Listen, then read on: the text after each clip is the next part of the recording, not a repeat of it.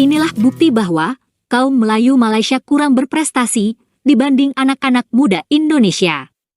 Tokoh-tokoh muda Asia yang ditampilkan oleh Forbes tahun ini amat mengejutkan.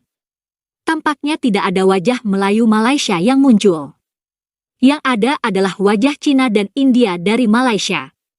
Adapun tokoh-tokoh muda dari Indonesia cukup banyak. Di antaranya personel band of Baceprot dan Mahalini untuk kategori bidang musik atau hiburan.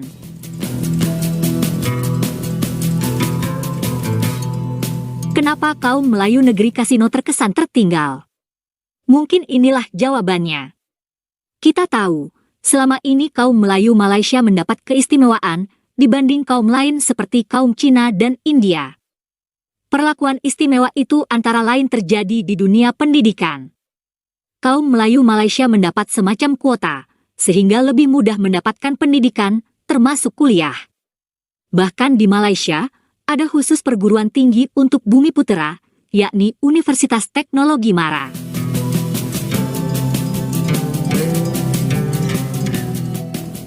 Dengan kata lain, kaum Melayu negeri kasino tersebut terlalu dimanja.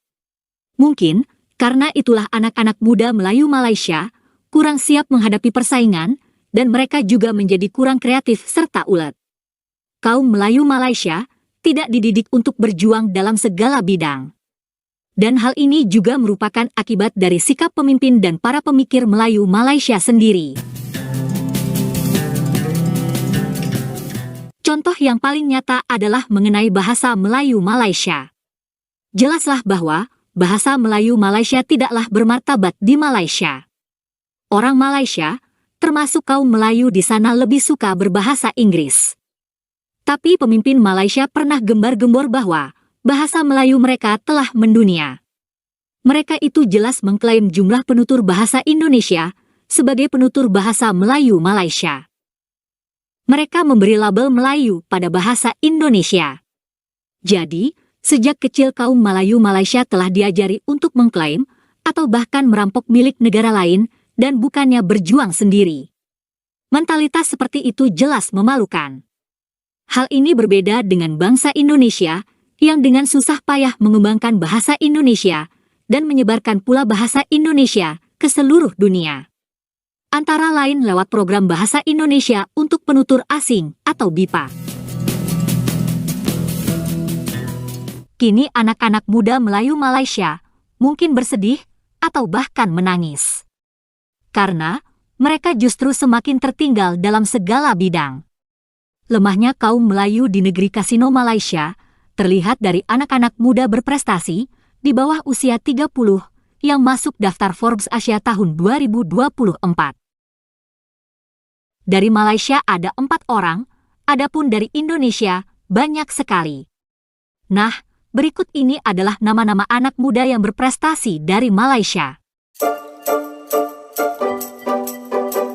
Yang pertama adalah Sivasangari Subramaniam, 24 tahun. Ia adalah atlet squash Malaysia dan termasuk dalam 5 besar atlet squash dunia. Sivasangari juga pernah merebut 2 medali emas pada Asian Games tahun 2023.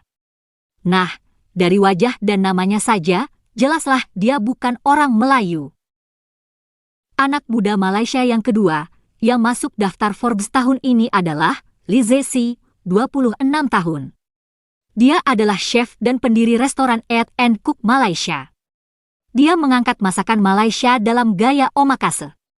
Tentu saja, Lee juga bukan orang Melayu. Nah, yang ketiga adalah Erika Eng, 25 tahun. Ia dikenal sebagai pembuat komik yang kreatif. Situs komiknya, Friedrich, memenangkan penghargaan Eisner. Karyanya mengeksplorasi tema-tema pengalaman pribadinya, dan dia kini bekerja di studio animasi lokal. Lalu, yang keempat atau terakhir adalah Angel Low, 26 tahun. Dia adalah pendiri The Hive Southeast Asia, yakni perusahaan pendanaan. Angel juga menjadi bos AI Nusantara, yang membantu siswa dalam era digital. Itulah 4 tokoh muda Malaysia yang masuk daftar Forbes tahun ini. Dan yang menyedihkan, tak satu pun dari mereka berasal dari kaum Melayu.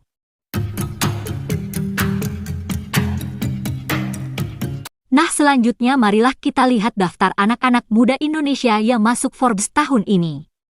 Ada 18 nama yang masuk. Karena cukup banyak, marilah kita lihat berdasarkan kategori. Sebagian besar, bangsa Indonesia juga sudah mengenal mereka. Untuk kategori olahraga dan hiburan, ada nama band Face of Baceprot. Band metal asal Garut, Jawa Barat ini memang telah mendunia. Selanjutnya, ada penyanyi muda, Mahalini Raharja, yang memang amat populer. Selanjutnya adalah kategori keuangan dan pendanaan. Dari Indonesia, ada nama Serano Tannason, salah satu pendiri Bank Jamin. Kemudian Sherman Tanuwijaya, mitra pendiri aplikasi Gajiku, dan Heinrich Vincent, yang merupakan pendiri Bizarre. Nah, berikutnya untuk kategori media dan periklanan. Tokoh muda Indonesia yang masuk adalah Michael Andrian, pendiri Madebumans. Lalu, Oktorika Mandasari, mitra pendiri Bintanggo. Selanjutnya, untuk kategori teknologi konsumen. Di sini ada nama Muhammad Agung Saputra, yakni pendiri Surplus Indonesia. Lalu, ada Kurat Ayub, Kepala Strategi dan Pengembangan di Pinhome. Berikutnya, untuk kategori industri, manufaktur, dan energi. Di situ ada nama Asyab Al-Kahfi Ananda Putra, Ahmad Syaifullah Imron, dan Tubagus Shailendra. Mereka adalah pendiri Cikin. Kemudian, ada juga Graciela Putri, salah satu pendiri Juragan Material. Nah, berikut ini kategori seni. Anak muda Indonesia yang masuk daftar adalah Kimberly Tandra, perancang busana dan pendiri Swedeson. Kemudian, Yesi Nur Mulyanawati atau Yesyo, yang merupakan seniman mural dan ilustrator. Selanjutnya untuk kategori penggiat sosial. Anak muda Indonesia yang masuk adalah Muhammad Reski Aciana, pendiri Para Kerja. Kemudian ada juga Tamara Dewi Gondo Surijo, salah satu pendiri Liberty Society. Dan yang terakhir adalah kategori retail dan bisnis online. Di sini ada Ramadan Satrio Nugroho, yang merupakan salah satu pendiri Gently. Kemudian Rizky Arif Dwi Prakoso, Karina Innadindia, dan Amron Naibaho. Ketiganya termasuk pendiri HMNS. Lalu ada juga Robert Tan, yang merupakan mitra pendiri Cosmart. Itulah 18 nama anak muda Indonesia yang masuk daftar Forbes Asia tahun 2024. Latar belakang mereka amat beragam. Dan itulah yang membedakan dengan Malaysia. Anak-anak muda di Indonesia tidak ada yang diistimewakan. Anak-anak muda Indonesia, dari Sabang sampai Merauke, dididik untuk siap bersaing di segala bidang. Dan persaingan itu amat ketat karena jumlah penduduk Indonesia sangat besar. Tapi begitu mereka sukses, maka ia akan menjadi tokoh yang amat terkenal di seluruh Indonesia. Persaingan seperti itu terlihat jelas, misalnya di dunia musik dan hiburan. Anak-anak muda Indonesia sudah biasa berlomba-lomba untuk menjadi musisi atau penyanyi yang hebat. Maka, jangan heran jika muncul banyak sekali musisi dan penyanyi Indonesia yang hebat dan berbakat. Mereka pun berasal dari beragam suku dan agama.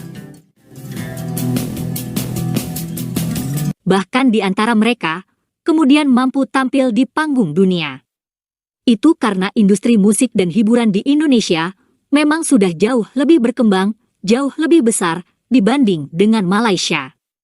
Dan sekali lagi, anak-anak Indonesia berani berjuang dan berani bersaing. Itulah yang mungkin membedakan dengan kaum Melayu Malaysia. Terima kasih sudah menonton sajian kami, sampai jumpa lagi.